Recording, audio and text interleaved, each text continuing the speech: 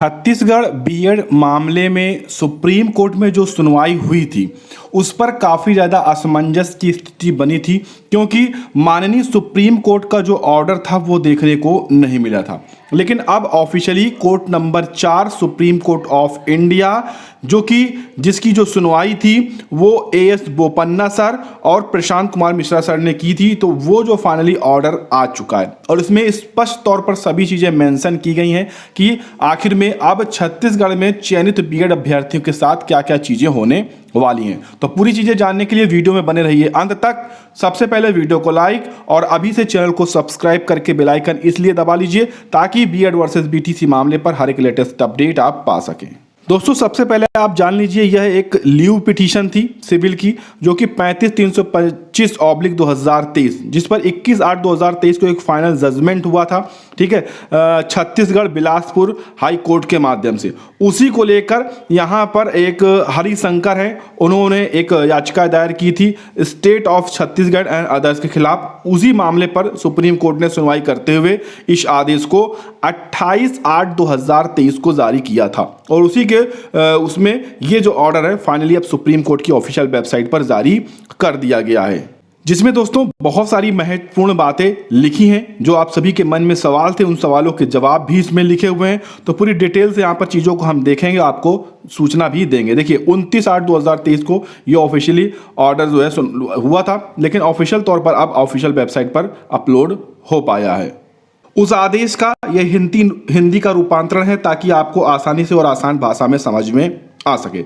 Main point हम आपको बताएंगे। देखिए, सबसे पहले कहा गया है कि ये ध्यान देने वाली बात है कि जो भर्ती प्रक्रिया यानी कि छत्तीसगढ़ की जो भर्ती प्रक्रिया चल रही थी, जो प्रगति पर थी, अब विज्ञापन अंतरिम आदेश दिनांक जो कि 21/8 से बाधित हो गई है। यानी 21/8 को छत्तीसगढ़ बिलासपुर हाई कोर्ट ने इस प्रक्रिया को पूरी तरह से रोक दिया था। ठीक है, उसी के खिलाफ उच्चतम न्यायालय द्वारा जिस पहलू पर विचार किया जाना है वह निर्णय के संबंध में ये याचिका दायर हुई है।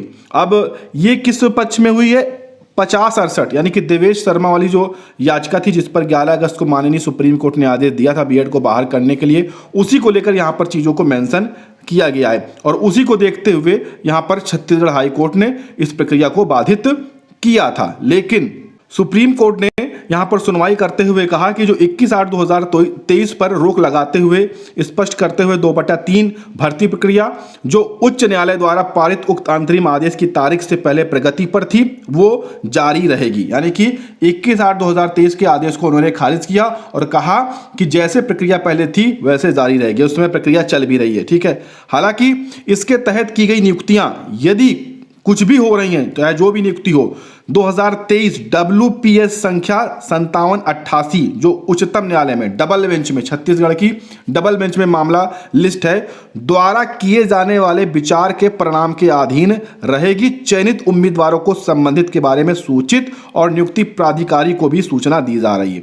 ये जो डबल बेंच में याचिका है छत्तीसगढ़ में 5788, इस याचिका पर जो आदेश आएगा वो नियुक्त होने वाले सभी शिक्षकों को मानना पड़ेगा, यहां तक कि परीक्षा प्राधिकारी को मानना पड़ेगा, छत्तीसगढ़ सरकार को भी मानना पड़ेगा। माननीय सुप्रीम कोर्ट ने आगे आदेश में यह भी बताया कि इस बीच नियुक्ति प्रक्रिया के दौरान इन याचिकाओं के लंबित होने के बावजूद याचिकाकर्ता रिट याचिका में उच्च न्यायालय के समक्ष खुद को भी शामिल कर सकते हैं। यानी कि बीएड अभ्यर्थियों की बात की गई और यदि उच्च न्यायालय पक्षों को सुनना उचित समझता है और रिट याचिका पर अपनी योग्यता के आधार पर और उसके अनुसार विचार करता है तो कानून के अनुसार उच्च न्यायालय को मामले में गुण दोष के आधार पर आगे बढ़ने में कोई बाधा नहीं होगी, क्योंकि ये याचिकाएं अंतरिम आदेश के पहलू तक सीमित हैं। ठीक, इन्होंने साफ कर दिया है कि केवल यहां पर हम विशेष थोड़ी सी छूट दे रहे हैं कि प्रक्रिया को बाधित ना किया जाए, बाकी उच्च न्यायालय जो इस पर अंतिम फैसला लेगा गुण और दोष को देखते हुए, अच्छाई और बुराई को देखते हुए, सही गलत को देखते हुए जो अंतिम फैसला लेगा छत्तीसगढ़ डबल बेंच वो फैसला ही मानना होगा, वही फैसला ही सुप्रीम कोर्ट का फैसला माना जाएगा। इस आदेश में ये चीज स्पष्ट की गई है। तो अब यहां से आप समझ सकते हैं कि बीएड अभ्यर्थी अभ्यर्थियों को कोई भी राहत नहीं है। एक तरह के उनके नौकरी पर खतरे की जो तलवार है वो आज भी लटक रही है।